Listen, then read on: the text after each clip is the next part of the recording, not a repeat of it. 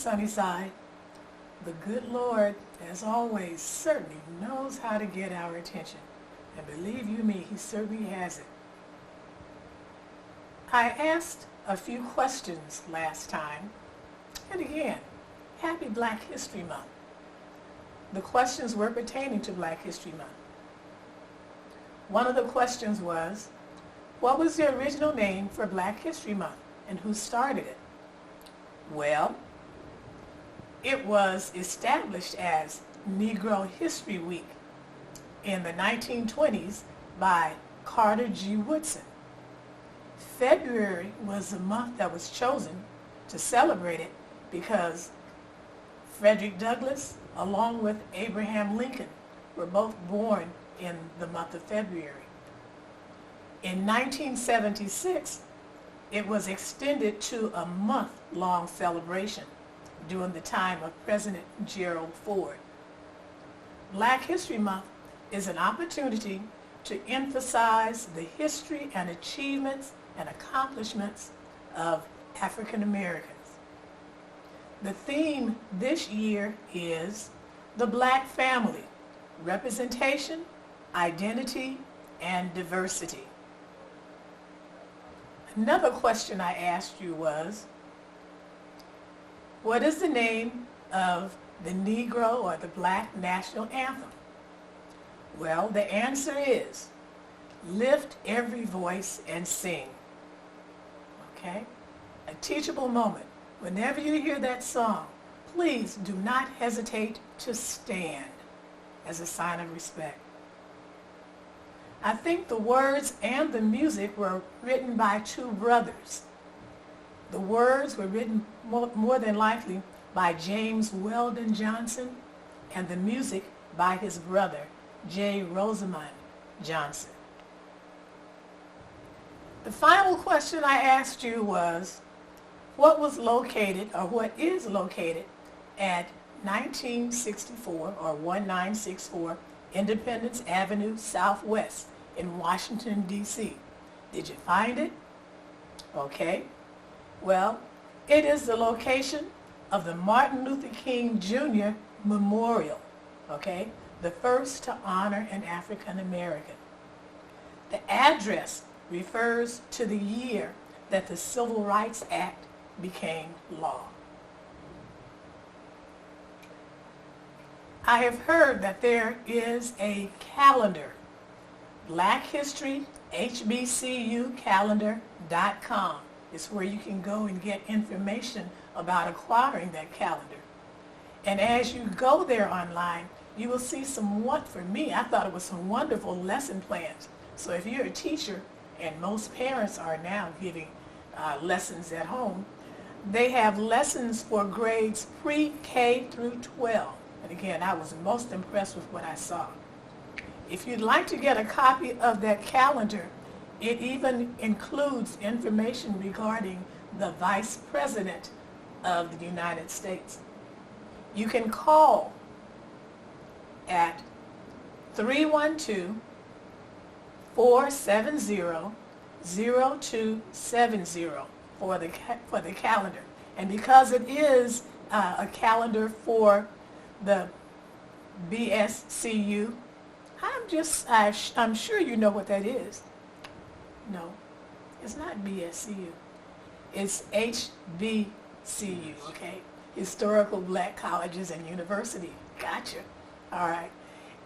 In ordering that calendar, you can decide what black college or what black university you would like your funds to go toward, okay? That is a fundraiser event.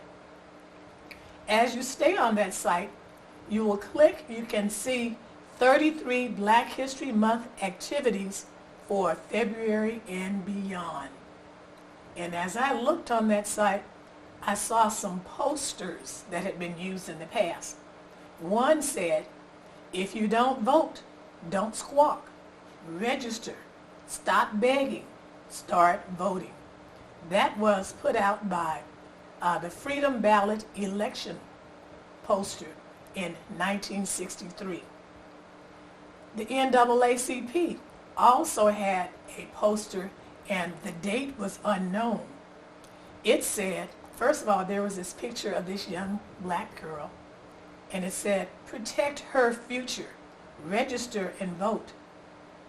Black is beautiful, but you look prettier when you are registered. Okay? There was additional information on that site about civil rights movement history, 1963. In 1963, do realize that was when the church was bombed there in Birmingham. And the world really came to realize, my goodness, little black children cannot even safely go to church. And it was one of those situations that just caused a ripple effect around the world. It really embarrassed our nation. So on that same site, you will see Freedom Day in Selma, okay? October is a month that was held. It also had Freedom Vote in Mississippi, October through November. So again, check that site out. You'll be really pleased, I believe, with what you see. Now do know this as well. The first week of February is also National Gun Violence Survivor Week. Really, because by the beginning of the month of February, more people are killed by guns in the United States than are killed with guns in any other high-income country in an entire year. Okay? So just do know that.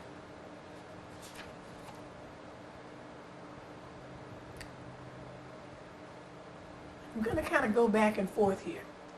On February 9th, that's this coming Tuesday, there is a free virtual legal assistance clinic that's available. Now, it is suggested, it is strongly suggested that you make a call, that you RSVP. Some of the issues that the lawyers will deal with are divorce, paternity, custody, visitation, child support, spousal support, legal separation, guardianship, private adoption, then domestic violence. If you'd like to take advantage of that, again, it's a virtual meeting. Do call to RSVP 323-299-9496. And that is extension 157. Again, virtual conversations with lawyers.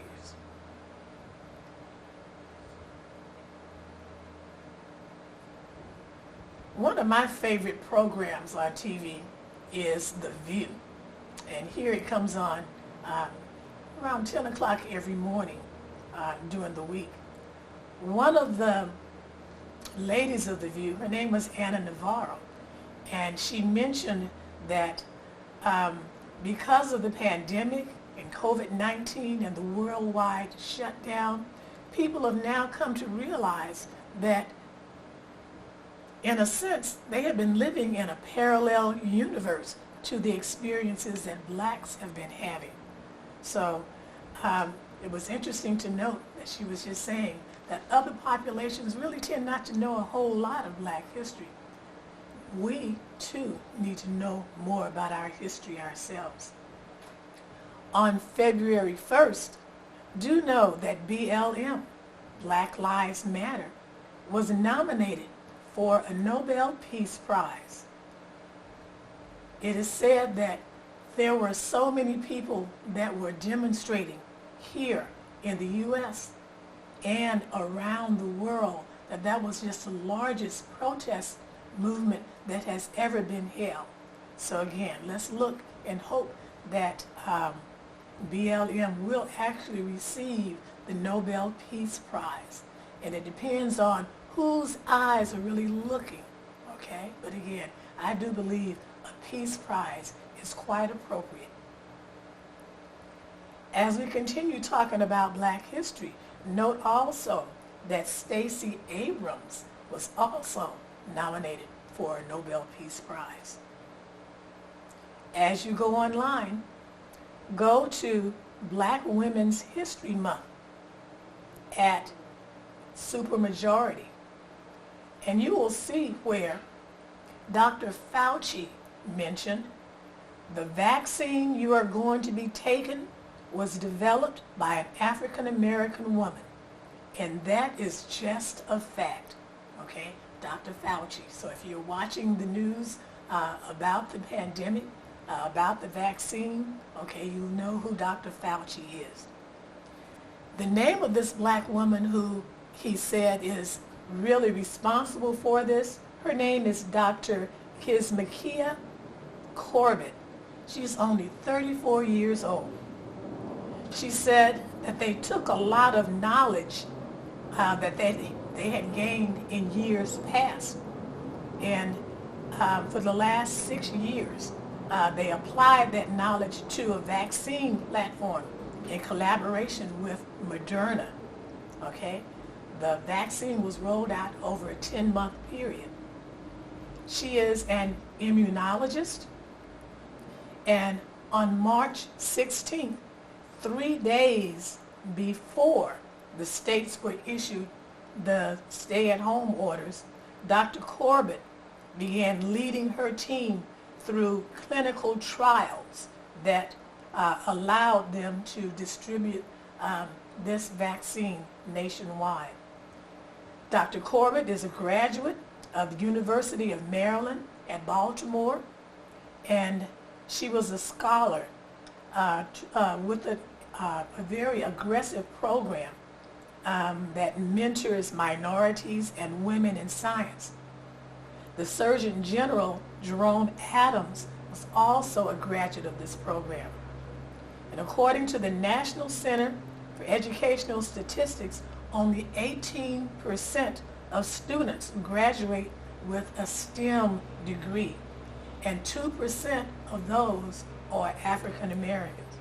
Now, this STEM degree STEM is science, technology, engineering, and math. And I need to ask here at Sunnyside, because during the summers, the past 2, 3, 4 years, they have been offering some STEM classes here at Sunnyside. You might want to make some calls and inquire about that. There are any number of programs that are available to us, and once you hear about them, make some inquiries, because you may be able to get your children involved in them. Note also, Dr. Corbett came to realize why there is some hesitation on the part of blacks for not being in a hurry to really take the vaccine.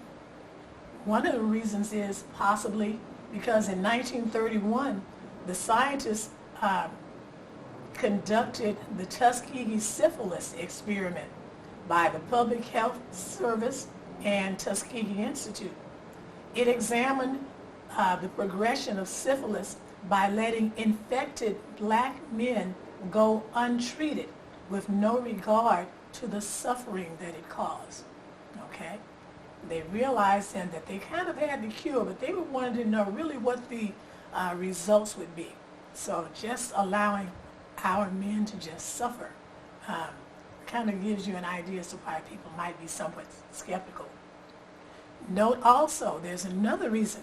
Perhaps many have heard about the removal of a special cell from Henrietta Lacks. Now, she was a Baltimore cancer patient. In 1951, a research team at Johns Hopkins University removed her cells without her permission, and they used them in medical research.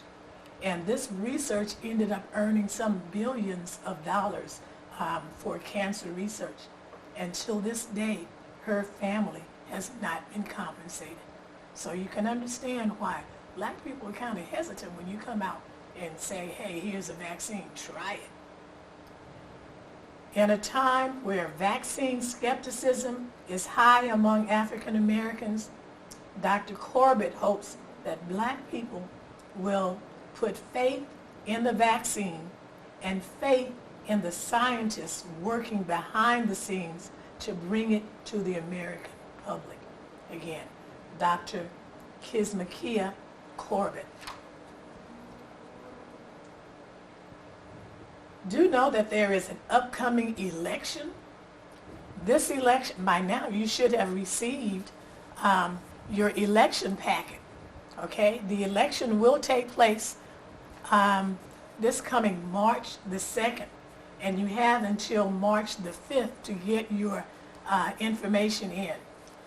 This is one of those instances where there's just a single item on the ballot, and those elections tend not to be well taken advantage of by the voters. And I maintain that that is really the time you should really go out of your way to vote, because your vote is going to be that much more valuable, okay?